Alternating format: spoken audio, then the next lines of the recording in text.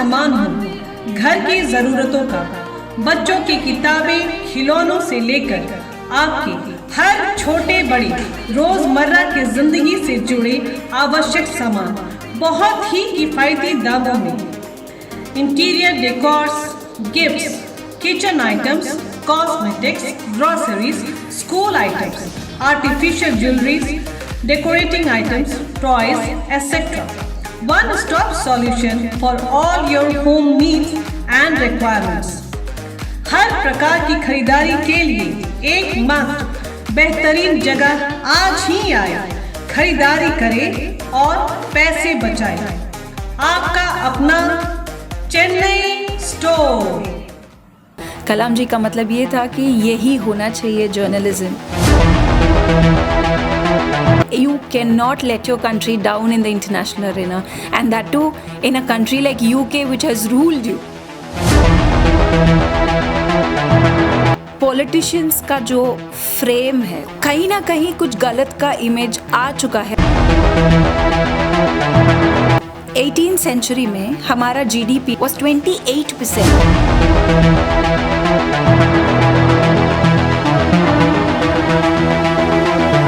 नमस्कार, मैं अनीता न्यूज अंडमान 24/7 में आप सभी का स्वागत करती हूँ। दुनिया में हर देश की ताकत होती है युवा और हर देश चलता है राजनीति से। तो सोचिए, अगर राजनीति में ज्यादा से ज्यादा युवा भर्ती होंगे, दिलचस्पी लेंगे, तो उस देश को तरक्की की सीढ़ी चढ़ने से कौन रोक सकता है।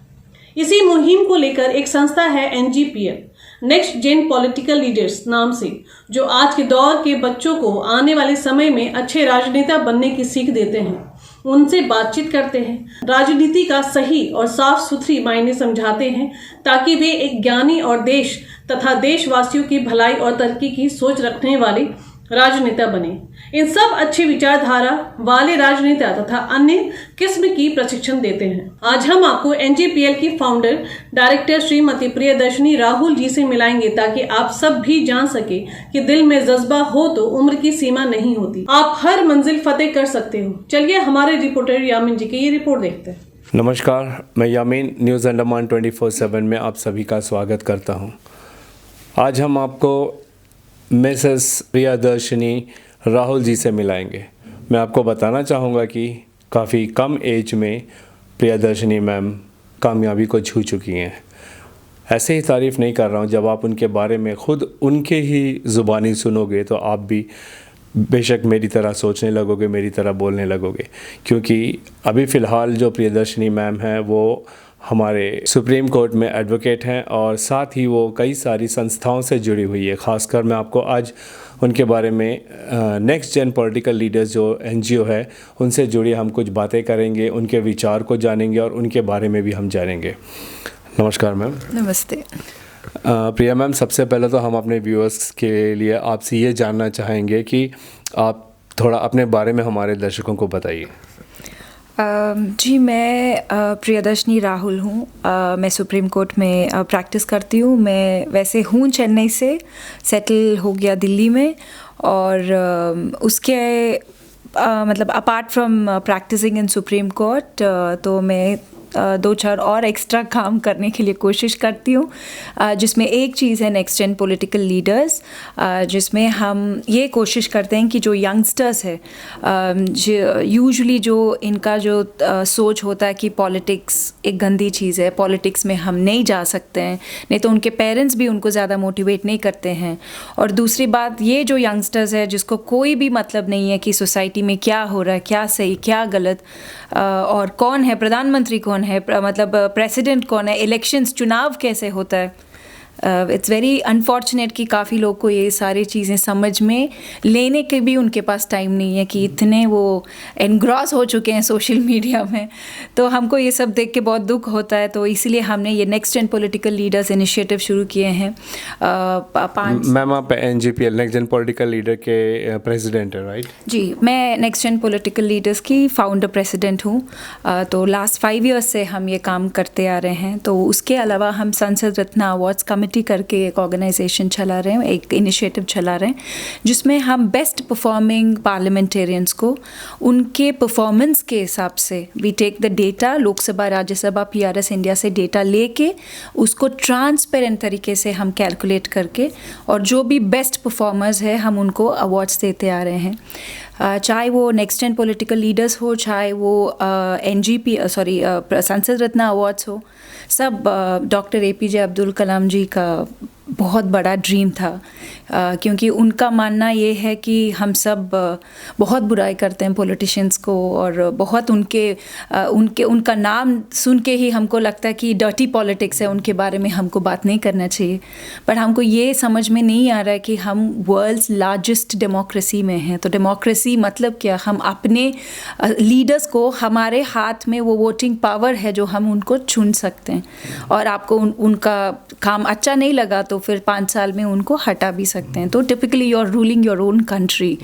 तो I am sure for that only kind of हमारा जो भी फोरफादर्स हैं उनका कोशिश था कि हम अपने तरीके से हमारा ज़िंदगी जिए। So these 2 things are what हम NGPL और संसद रत्न है, और उसके अलावा प्री सेंस करके हमारा एक मैगज़ीन है जिसके मैं एडिटर हूँ, और लास्ट 17 ईयर्स से हम डिजिटल मैगज़ीन रिलीज़ करे जा रहे हैं। वो भी डॉक्टर APJ अब्दुल कलाम जी का बहुत कास की इनिशिएटिव था, क्योंकि सर का कलाम जी से मुलाकात मुझसे ज़्यादा नहीं हुआ, बट मेरा जो गुरु है जो श्रीनिवासन सर, उनका और कलाम जी का बहुत खास दोस्ती थी। और कलाम जी का ये बोलना था कि जब हम इंटरनेशनल 2-4 कंट्रीज़ का नाम लिया जो मैं अभी लेना नहीं चाह रही हूँ, तो उन कंट्रीज़ में जाके जब कलाम जी न्यूज़पेपर खोलते हैं, फर्स्ट नेगेटिव न्यूज़ पढ़ने के लिए sir had to take the 4th page. First 3 pages उनको बैक टू बैक सारे पॉजिटिव न्यूज़ मिला था। तो कलाम जी का मतलब ये था कि यही होना चाहिए journalism, not necessary that negative things also attract. So उसी कैच लाइन में वी इंश्योर कि हमारा पूरा 16-17 ईयर्स का जो भी हमारा जर्नी है, we always ensure it is positive journalism. जो भी चीज़ है क्रिटिसाइज भी करना है, we are very choiceful of the words we use, कि कंस्ट्रक्टिव क्रिटिसिज्म होता है बट ऐसे एक दूसरे को टोकने का नहीं है। टोकने के लिए बहुत ज़्यादा लोग हैं, तो हमारा कोशिश ये है कि let's all build a better nation. So this is what I do, और so that's how I am in Andaman today. थोड़ा बहुत उसका काम के वजह से वही जानना चाह रहा था आपसे मैम कि आप अंडमान के जो इस दौरे पे आए हैं श्रीनिवास सर के साथ में, तो इसका मेन मकसद क्या है, थोड़ा बताइए। सी एक्चुअली NGPL जो इनिशिएटिव है ये बहुत पावरफुल एक टूल है हमारे हाथ में, क्योंकि इस तरीके का इनिशिएटिव इफ़ आई मे से विद ऑल ह्यूमिलिटी हमको कहीं और मिला नहीं, इसलिए तो हम कुछ शुरू कर दिए, क्योंकि हम ढूंढ रहे थे कि इस तरफ का कोई इनिशिएटिव मिले हमको, उनके साथ हम जुड़ के काम कर सकते हैं। बट वेरी अनफॉर्चुनेट, 1-2 प्रोग्राम करना अलग बात है, बट एक एंटायर इनिशिएटिव जो पॉलिटिशियंस को याशु मैम, हम आपके अभी फ़िलहाल तो आप प्रैक्टिसिंग लॉयर हैं यहाँ सुप्रीम कोर्ट में। यहाँ तक पहुँचने के लिए हमने सुना है, हमारे सूत्रों से हमें आपके बारे में काफ़ी कुछ पता चला है, वो हम आपकी ज़ुबानी जानना चाहेंगे कि आपने अपने जीवन में किन किन सीढ़ियों को पार करके यहाँ तक पहुँचे हो। सी एक्चुअली जो ह्यूमन रिसोर्स इंडिया के हाथ में है जी, वो किसी कंट्री के हाथ में है ही नहीं, क्योंकि अभी presently China has got the maximum number of young youth, और बस 5 साल में लगभग तो इंडिया वो जगह पहुंच जाएगा। तो इसका मतलब वर्ल्ड का सबसे लार्जेस्ट यूथ हमारे कंट्री में होगा। इसका मतलब ये है कि सबसे ज़्यादा ह्यूमन रिसोर्स हमारे हाथ में होगा। तो ये ह्यूमन रिसोर्स डिसाइड करेंगे कि हम डेवलपिंग कंट्री ही रह जाएंगे कि डेवलप्ड कंट्री होने वाले हैं। तो इस तरफ का क्रिटिकल टाइम में ओरिएंटिंग यंगस्टर्स बहुत इम्पॉर्टेंट होता है। तो मैं जब बचपन से I don't know for some reason, I don't know stars had worked और व्हाट, कि हमेशा मैं अपने आप को हमेशा बिज़ी रखती थी। आई डोंट इवन रिमेंबर कभी बैठ के किसी से गॉसिप करना, लाइक वो आज भी मुझसे होता नहीं है। मैं लाइक कभी कभी बैठ के वो मतलब सारे ऐसे मिलजुल के इनका बुरा है उनका बुरा है, मुझसे होता ही नहीं है। मुझे लगता है कि थोड़ा घुटन हो जाता है मुझे वहाँ से निकलना बहुत जल्दी। सो बोलने का मतलब ये है कि बचपन से आपका ओरिएंटेशन जैसे होगा, बड़े होके आप वैसे ही होने वाले हो। और दूसरी बात, आपको आम का फल खाना है तो you have to sow that आम सीड फॉर श्योर। तो आप ऐसे नहीं कि आपने एप्पल का बीज को सो कर लिया और आप एक्सपेक्ट कर रहे हो मुझे अमरूद मिल जाए, नहीं तो मुझे मिल जाए mango. That's not gonna happen. So मेरा बचपन में I was into Bharat scouts and guides, जो 6th स्टैंडर्ड से भारत स्काउट्स एंड गाइड्स बोला जाता है, उसके पहले उनको बुलबुल्स बोलते हैं। तो I was in bulbuls right from cubs and bulbuls. So boys को कब्स बोलते हैं, गर्ल्स को बुलबुल्स। सो मैं बुलबुल से थी भारत स्काउट्स एंड गाइड्स में। सो मेरा पहला कैंप था जब मैं वाज इन 4th स्टैंडर्ड। बचपन में जब 4th स्टैंडर्ड में बच्चे यूजली स्कूल जाने के लिए बहुत ज़िद पकड़ते हैं, तो मैंने ज़िद पकड़ा कि मुझे कैंप जाना है। So see that time 4th standard में मैं क्यों ऐसे रिएक्ट किया, I don't know, it can be a calling. But 6th के बाद, 7th के बाद, 8th के बाद I continue to do it, क्योंकि मुझे वो अच्छा लगा, मुझे अलग से कुछ सोचना अच्छा लगा। बाकी बच्चे जैसे मुझे मतलब I didn't want to be like the rest of them, with all due respect. ऐसे नहीं कि वो कम थे, बट मुझे हट के कुछ करने का मन था बचपन से। So with probably I should say वो कमिटमेंट कंटिन्यू होते गया, तो फिर वो मेरा हैबिट ही बन चुका था। तो कि वो मतलब प्रिया कुछ कर रही है तो वो कुछ हट के ही करेगी, वो एक्सपेक्टेशन भी बिल्ड हो जाता है। तो वो एक्सपेक्टेशन आपको कहीं और left right centre wrong decisions लेने का मौका भी नहीं देता है। So I was the young recipient of the Rashtrapati Award Bharat Scouts and Guides को in my standard of 10th, and फिर उसके बाद the Duke of Edinburgh में कंटिन्यू किया मैंने, जहाँ UK मतलब king of he is called the prince, जो क्वीन एलिज़ाबेथ का जो हस्बैंड है उनके नाम पे अवार्ड्स दिया जाता है। तो मुझे उसमें इंटरनेशनल सिल्वर अवार्ड मिला है for social work and social service. फिर उसके बाद मैंने कंटिन्यू किया, कॉलेज में NCC में थी, फिर ऑल इंडिया बेस्ट कैडेट होके फिर यूथ एम्बेसडर ऑफ इंडिया बनी हुई थी, and I went to London, India को रिप्रेजेंट किया। तो पहली बार जब इंटरनेशनल अरेना में जब अपने आप को खड़े करते हो, उस समय आपका रिस्पॉन्सिबिलिटी अलग ही लेवल का हो जाता है। क्योंकि वहाँ कोई भी मुझे प्रियदर्शनी के नाम पे नहीं जान रहे थे, सब मुझे बोल रहे थे she is an Indian cadet. और जो भी चीज़ मैं कर रही थी वहाँ पे, जैसे मैं खाना खा रही हूँ, जैसे अपने कपड़े पहन रही हूँ, जैसे किसी से बात कर रही हूँ, हाउ मैं इवन कैरिंग माई सेल्फ, उनका बस ये है कि सारे इंडियंस ऐसे ही है। और आप सोचे कितना आपके ऊपर वो प्रेशर बन जाता है कि you can not let your country down in the international arena, and that too in a country like UK which has ruled you. उनका तो परसेप्शन आपके बारे में ज़्यादा अलग ही होता है, क्योंकि हम उनके कॉलोनाइज्ड कंट्री थे। तो वहाँ और भी you want to show up कि देखो हम कहाँ तक पहुँच गए आप निकलने के बाद। तो this that it is a continuous process. आप कहीं से भी हल्का सा इधर उधर शिफ्ट होने का ना, अपने आप को वो स्कोप ही नहीं देना चाहिए। मेरा मतलब ये है कि शायद इतने सारा सोशल मीडिया का प्रेशर और बाहर दुनिया के लिए हम रहने के लिए, जैसे अभी बच्चे बेचारे उनका सोशल मीडिया का प्रेशर हो जाता है, उनको लाइक्स में हो जाता है। इनफैक्ट इट्स वेरी अनफॉर्चुनेट, क्योंकि मैंने मास्टर्स साइकोलॉजी में किया, child psychology is my speciality.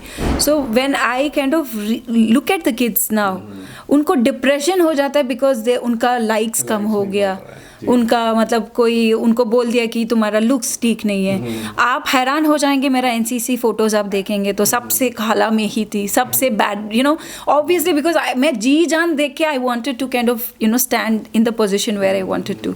सो मैंने RDC परेड का, I led the RDC parade, and probably वो है मेरा और अंडमान का एक what you say one connect, क्योंकि knowingly or unknowingly I was the parade, I led the parade for Tamil Nadu, Pondicherry, Andaman and Nicobar Directorate. So NCC Directorate ये तीनों का एक ही है. So I led for this Andaman virtually for them there. So फिर वहाँ से फिर Prime Minister's Award हमको मिला बेस्ट परेड के लिए हमारे कंटिजेंट को. So माई पॉइंट इज, आप एक स्टेप राइट ओरिएंटेशन में ले लेते हो, it's a non stop process, आपको उसी डायरेक्शन में खींच के जाता है. तो हमारा यही एफर्ट्स इतना काम निकाल के मतलब अपना काम छोड़ के आके हमारा बच्चे से मिल के उनको मोटिवेट करने का मतलब यही है कि एक बार आप राइट स्टेप ले लेंगे इस उम्र में, which is like before your college, then it's very tough to spoil you, नहीं हो पाता। फिर वकालत कैसे?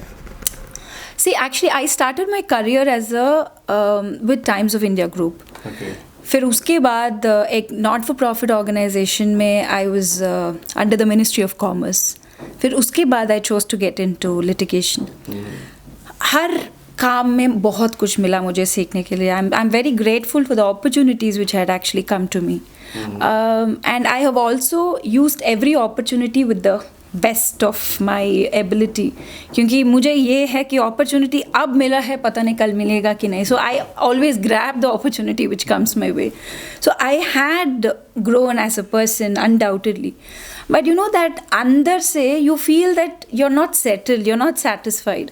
बहुत अच्छा कमाई था, obviously private sector pays you handsome, and you don't have to run it back of work, and you don't have to have a obviously litigation is like monthly salary नहीं है, like some months you work well, some months ऊपर नीचे हो ही जाता है, but still that passion which I had was not settling me there, though I know I would have climbed faster than the rest of them for the hard work I was putting for the work.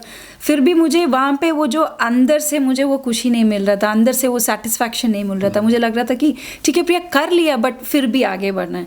And you won't believe, in fact I am married for 8 years now.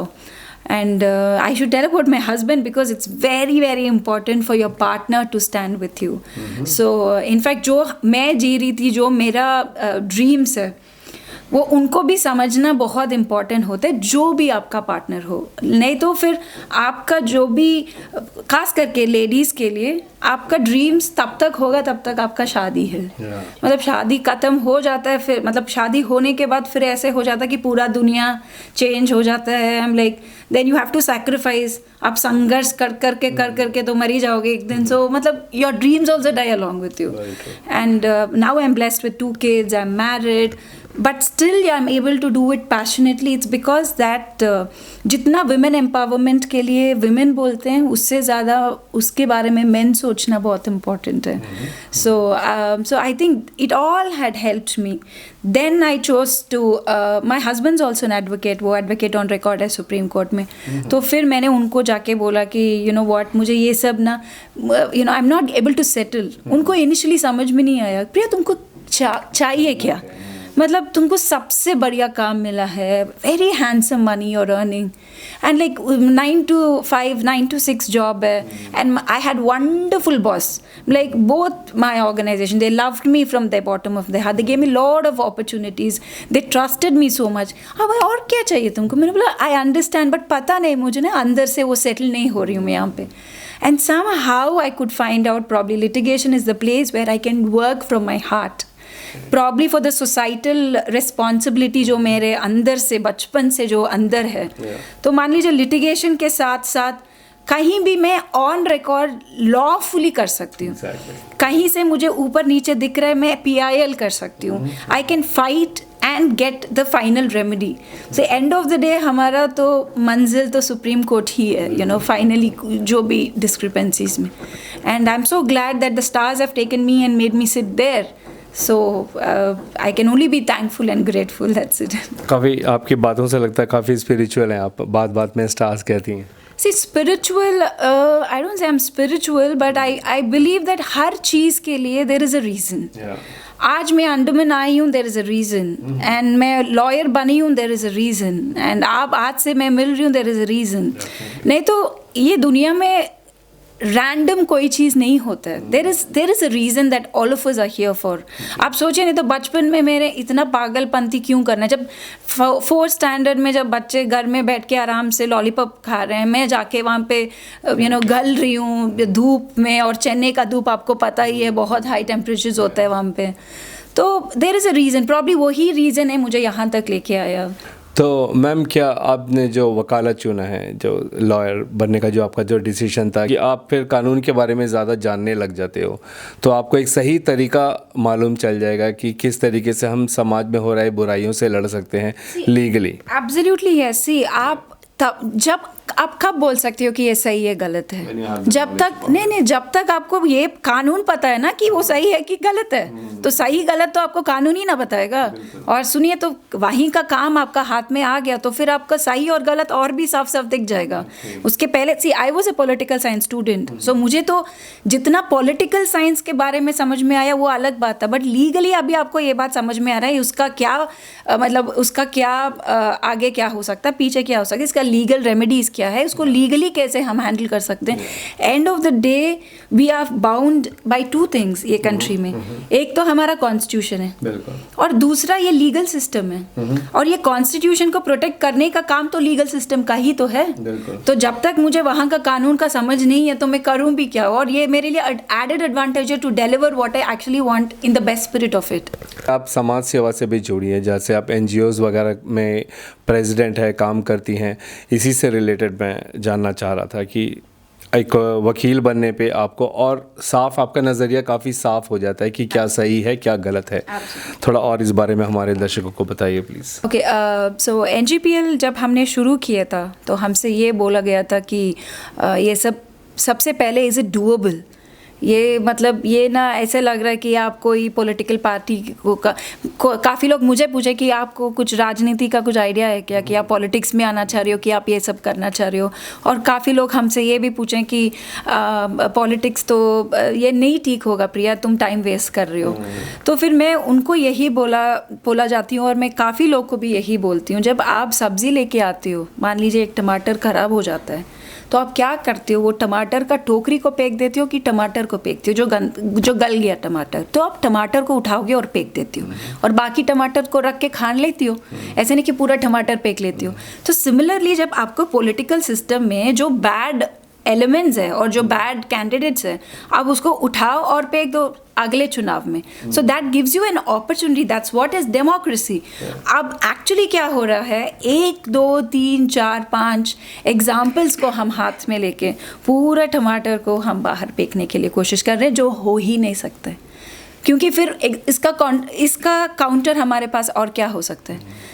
You can go to kingship, जो हमको नहीं चाहिए। You can go to totalitarianism, वो भी नहीं हो, autocratic भी नहीं जा सकते हैं। तो डेमोक्रेसी वी हैव प्रूव्ड, तो इसी में हमको जीना है, इसी में हमको सैलना है। तो इसको हम बढ़िया बनाने के लिए क्या करना है, वही कोशिश हो सकता है। शायद NGPL वही एक कोशिश है। आई बिलीव कि ओवरनाइट कुछ होने वाला नहीं है, और मुझे ये भी पता है कि शायद हम हिट कर सकते हैं टू द टारगेट, हम हिट ना भी कर सकते हैं। But my point is at least हम एक सोच तो निकाल दिया ना आपके दिमाग में कि पॉलिटिक्स गलत नहीं है, और आपका रिस्पॉन्सिबिलिटी है इस सिस्टम में, और आपका vote decides your fate, and your vote is just not deciding your fate, it's deciding my fate also. So please be responsible is what we are trying to tell people. Ma'am, जैसे हमने Srinivasan sir जी से भी बात किया था, और उनसे हमने जाना कि आज़ादी के बाद में हमारे जो पॉलिटिशियंस थे, जो देश को मोल्ड कर रहे थे, काफ़ी एजुकेटेड थे, काफ़ी जानकार थे, तभी हमारा देश आज़ादी के बाद में काफ़ी अच्छे तरीके से चल रहा था। लेकिन श्रीनिवासन जी ने जिस तरीके से कहा कि पिछले 3-4 दशक में, जैसे लास्ट 30 to 40 ईयर्स, जो पॉलिटिक्स है उसका थोड़ा जो फेस है वो चेंज हुआ, गलत तरफ जाने लगा, ज़्यादा बुरे लोग उसमें जुड़ने लगे। तो इस वजह से जो NGPL है, इसको शुरू करना उन्होंने ज़रूरी समझा कि जो अभी आने वाली जो जनरेशन है उनको अवेयर करना चाहते हैं आप लोग कि किस तरीके से एक बेटर पॉलिटिशियन बने, और जो देश में जो राजनीति है इसको एक नया चेहरा दे, एक अच्छा चेहरा दे, जिसमें अच्छे जानकार, नॉलेजेबल और ईमानदार लोग जुड़े, मेहनती लोग जुड़े, जो देश के लिए कुछ करना चाहते हैं। कि ऐसा 40 साल पहले ऐसा क्या हुआ था, पहले थोड़ा वो बताइए कि ये जो फेज़ है वो चेंज हो गया। No, I don't know if that's what he meant, but I know what he wanted to say. Okay. जो सर ये बोलना चाह रहे थे, जो हम सब का मन की बात है, कि एक तो है कि पॉलिटिशियंस का जो फ्रेम है, उनका जो इमेज है, वो तो कहीं ना कहीं कुछ गलत का इमेज आ चुका है लास्ट फ्यू डिकेड्स में, at least in the middle of that. See it has, if you ask me, it has got some scientific backing also. I tell you why. जब हमारे 17th सेंचुरी से अबाउट टिल 20th सेंचुरी तक, like late 17th century से 20th century तक, we have been ruled by somebody else. And तो उस ruling में हमको पता है कि हिस्ट्री में हम काफ़ी कुछ खो गए हैं and all that stuff, but we all, हम सब एक करके जुड़ के हम लड़के ये जो आज़ादी है हमने पाए हैं, जिसमें औरतें थे, आदमी थे, बच्चे थे, सब अपना जान दिए थे for this only reason that हमको आज़ादी मिले, बस उतना ही था. एंड इस प्रोसेस में we have already hit on our human resource as their development. आप सोचिए कि जो भी you know like freedom fighters थे हमारे, एंड वही फ्रीडम फाइटर्स के हाथ में हमको आज़ादी मिलने के बाद हम दे दिए उनको कि आप हमको संभालिए, कि आप आगे हमको लेके चलिए. ठीक है. और आप सोचिए जो ये at least for this 1.5-200 years education इतना हमारा कास्ट था नहीं. बिल्कुल. तो हमारे पास एक ही स्पिरिट था कि बस आज़ादी मिले हमको. तो हम ये उम्मीद नहीं कर सकते हैं कि ब्रिटिशर्स आके हमको ठीक से एजुकेशन दे. और दूसरी बात, जब 18th सेंचुरी में हमारा जीडीपी जो ग्लोबल कंट्रीब्यूशन जो हमारा था, India to the globe, was 28%, which means मतलब more than quarter. So more than quarter of global economy India से जा रहा था बाहर. और जब ये भगवान हमारा जो आए थे, हमारा मेहमान जो घर पे, ब्रिटिशर्स जब निकले थे हमारे घर से, by the middle of 20th century we were only in 4%. And imagine 28% से 4% आप कर लिया पूरा. You know, you made us from the base. अब सब खत्म कर लिया हमारा, हमको फिर से बिल्ड करना पड़ता है. और दूसरी बात, when you are building that structure, you will only want to first build the system. Rather, us building mein it's a process. Education is a process. And when it comes, Britishers जब हमको rule करते थे, उनका जो amount for our education which they spent, New York city का higher education, particularly higher education for New York city, उनका पैसा जितना होता था ना, उतना ही पैसा हमारा पूरा इंडिया को एजुकेशन के लिए they have spent. So technically they have spent only that much because they only wanted few people. इतना पढ़ लो, इतना बहुत है. तो अब यहाँ आएंगे हम, we are talking about the 20-30 years का, क्यों हमारे बीच में बहुत सारे अनपढ़ लोग आए थे पॉलिटिक्स में. Why is it things happen? क्योंकि उस समय politics was only for older people. Youngsters तो पॉलिटिक्स में थे ही नहीं. तो ओल्डर पीपल जो भी पॉलिटिक्स में आने वाले थे, सारे हमारे फ्रीडम फाइटर्स और उनके बच्चे और उनके डिसेंस होते, इमीडिएट डिसेंस होते थे. शायद उनके लिए उतना scope of education was limited, क्योंकि हमारे पास उतना बेस नहीं था. IITs उसके बाद बना हुआ था, यूनिवर्सिटीज उसके मतलब इंडिपेंडेंस के बाद बना हुआ था हमारा. So we have to give a benefit of doubt for people who ruled us at, मतलब who are leaders at that time also. So ये ट्रांसिशन फेज में ऊपर नीचे होना बहुत बहुत नेचुरल है. और क्योंकि उस टाइम हमारे पास और भी चीज़ें थे, एक साइड से पाकिस्तान से वी हैड अ वॉर, दूसरे साइड से बांग्लादेश से we are having a war, we are settling ourselves. उस समय वी कांट एक्सपेक्ट कि आप बैठो अभी किताबें पढ़ो, यू नो आप एनरिच करो, जो पीपल किए भी हैं. It's not that we were losing on our education system, but not as much as what we are having today. आज का education system is completely equipped. अब आज हम बैठ के डिस्कस कर पा रहे हैं क्योंकि हमारे दिमाग में उतना चीज़ है. तो उस समय वो ट्रांजिशन फेज में होना नेचुरल था. बट वेरी अनफॉर्चुनेटली उनका जो they knew many things. 80% they would have known. 20% कोई गलत किया होगा, they wouldn't have known. But हमारा गलती ये भी हो गया ना कि वो 20% को हम फोकस करने लगे 80% को छोड़ के. क्यों हमने वो किया? क्योंकि हमको वो फ्रीडम स्ट्रगल का इमेज था. हमको ये लगा कि जैसे आज़ादी मिल जाएगा ना, we will become US in the second day. क्योंकि वो हमारा we were praying, that was our wish. वो हमारा वो क्या बोलते हैं, पेनेंस, वी वर, तपस्या था हमारे लिए. So it is a gradual phase और बीच में वो हुआ है, वो डंप होना नेचुरल भी है. अब आप लोगों की क्या कोशिश है यंगर जनरेशन को लेके? ये तो हमारा जो व्हाट शुड आई से, this army of ensuring this NGPL army will surely continue. जितना हो सकता है बच्चे को हमारे तरफ से जितना उनके लिए हेल्प हो सकते हैं in first of all orienting them and making them a better person, वो तो हम कोशिश आखिरी तक करते ही रहेंगे। मान लीजिए 100 बच्चे से एक बच्चे भी हमसे कुछ आगे बढ़ गया तो वही हमारे लिए बहुत काफ़ी है। और दूसरी बात, जो भी लोग हमारे साथ जुड़े हुए हैं, चाहे मैं हूँ, मेरे फ्रेंड्स हैं, श्रीनिवासन सर है, कोई भी इसमें we don't work for money, like सबके सब वॉलंटरी बेसिस में, खास करके मैं अपने काम छोड़ के अभी आके ये काम कर रही हूँ। So it's like that, it's just the passion कि आप वापस देना है सोसाइटी के लिए, you know, it's your responsibility.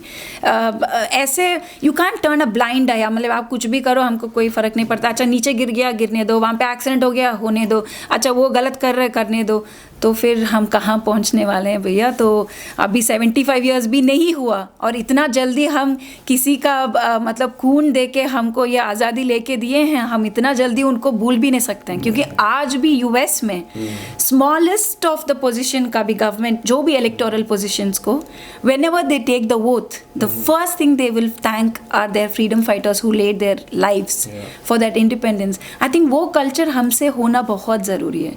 अभी ये हो गया ना कि फ्रीडम फाइटर्स के बारे में जो भी बात करें उनको लगता है कि अच्छा कुछ और, मतलब कोई और दुनिया के बारे में बात करें। एंड ज़्यादा दिन भी नहीं हो गया, अभी 75 ईयर्स ही हुआ है, मतलब हम ये तो lack of knowledge and lack of that connect. आपको ये लग रहा है सब फ्री में मुफ्त में मिल रहा है, आपको आज़ादी मुफ्त में मिल गया, बहुत महंगे आज़ादी था हमारा। तो हमको ये याद रखना बहुत इम्पोर्टेंट है। जो लोगों के बीच में जो छाप है, माइंडसेट बना हुआ है कि पॉलिटिशियन बनना है तो you need to have money, आपके पास पैसे होने चाहिए, इन्फ्लुएंस होना चाहिए, पावर होना चाहिए, क्या इस चीज़ को आप बदल पाएंगे? अभी आई थिंक वो बदल आ भी चुका है थोड़ा बहुत। लाइक पैसे से वोट्स खरीदना, आपको एक बड़ा सा बैकिंग होना, आप तो एक अमीर होना बहुत ज़रूरी है। I don't think we are in that situation right now. I don't say कि कम्प्लीटली नहीं है, बट वो ग्रेजुअली चेंज हो ही जा रहा है। अभी यंगस्टर्स बहुत सारे लोग पॉलिटिक्स को देख रहे हैं, they are looking at it as an opportunity. But हमारा एक ही उनसे एक मान्यता है कि आप पॉलिटिक्स को पॉलिटिक्स जैसे देखिए, आप उसको फिर करप्शन किंडल करने वाले टाइप्स मत देखना। क्योंकि बहुत दुखी की बात होती है कि जो भी पॉलिटिक्स चुनते हैं उनको ये लगता है कि आसानी का पैसा है, करप्शन है, अच्छा एक लाल बत्ती मिल जाएगा, 2 पुलिस वाले मिल जाएंगे। एक्चुअली अंडरस्टैंड आप किस चीज़ के लिए पॉलिटिक्स आना चाह रहे हो। आपको बस ये पैसा कमाना है तो बहुत सारे और भी फील्ड्स है, इससे ज़्यादा आप करोड़ों कमा सकते हो।